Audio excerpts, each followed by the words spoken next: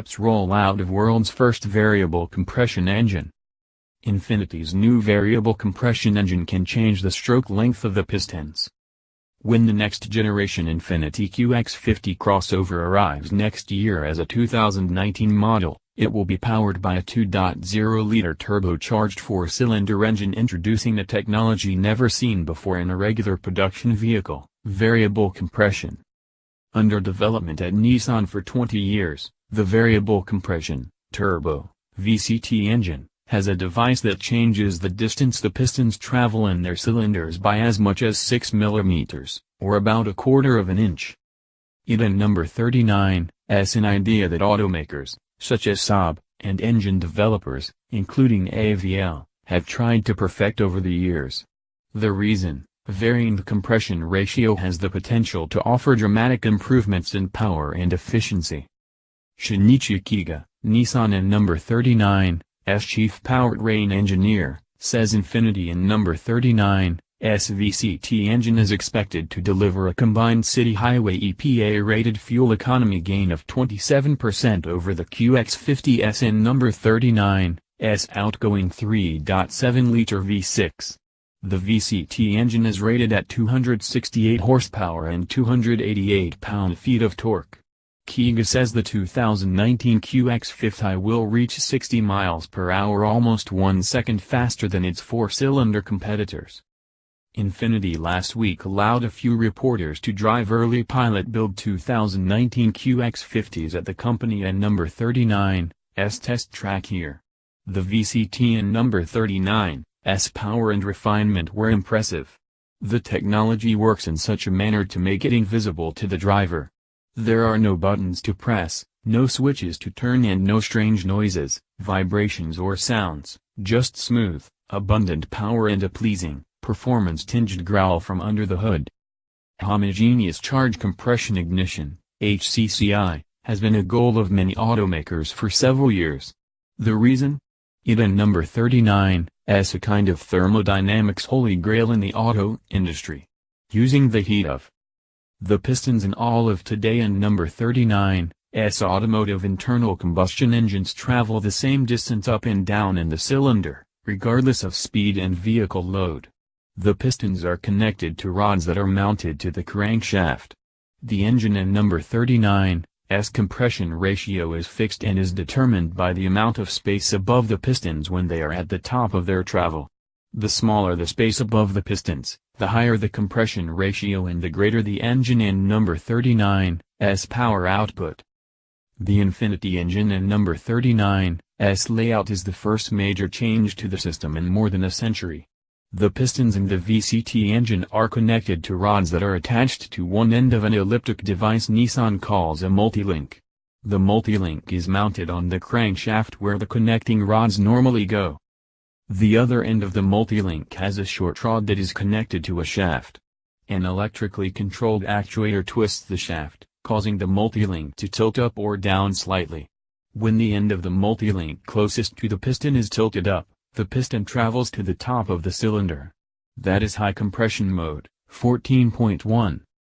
When the multilink tilts down, the piston and number 39's travel in the cylinder stops before it reaches the top.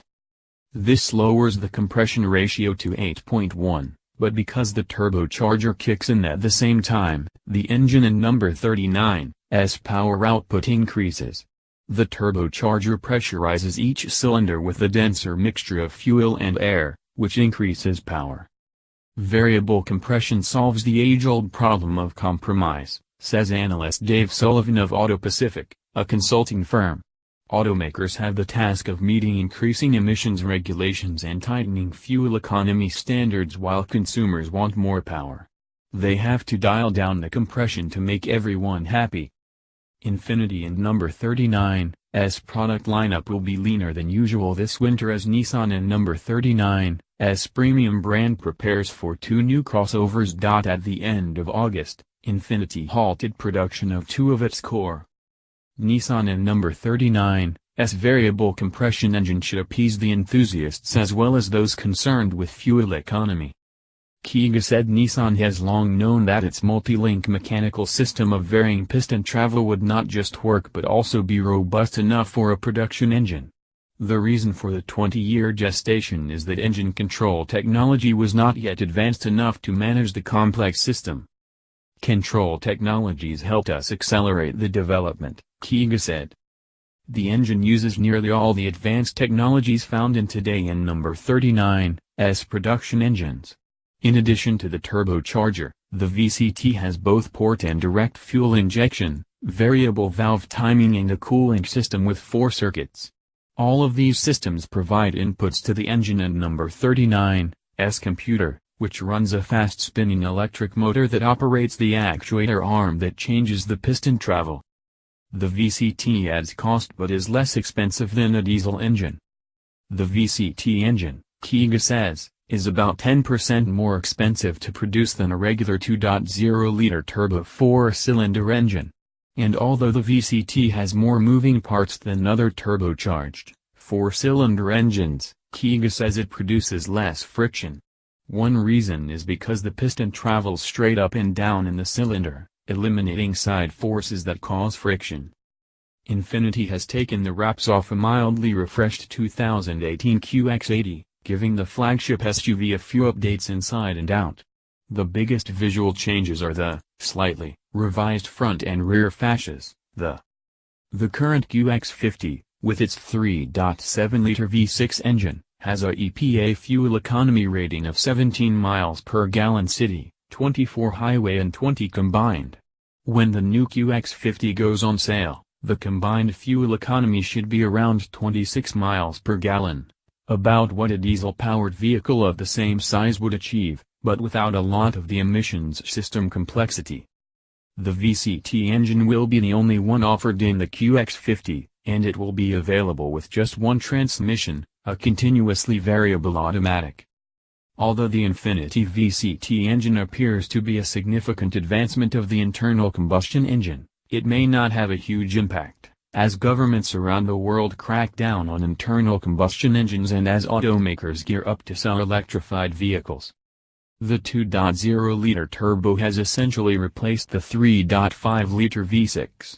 It and number 39's a very crowded space in which to set yourself apart, said Sullivan. Combined with a continually variable transmission, the VCT engine could yield some impressive fuel economy numbers. But with the relative stability of low fuel prices, it may not mean much to QX50 buyers. The immediate impact may not be felt with the QX50. But this technology only gives the internal combustion engine longer legs.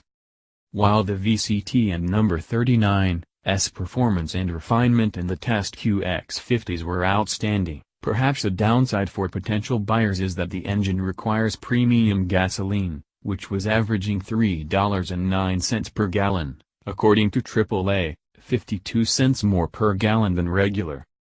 Infiniti rolls out industry-first variable compression engine. Originally appeared in Automotive News on November 16, 2017. By Richard Trout at Automotive News. Car news, technology, green cars, luxury, other news, crossover, Infiniti.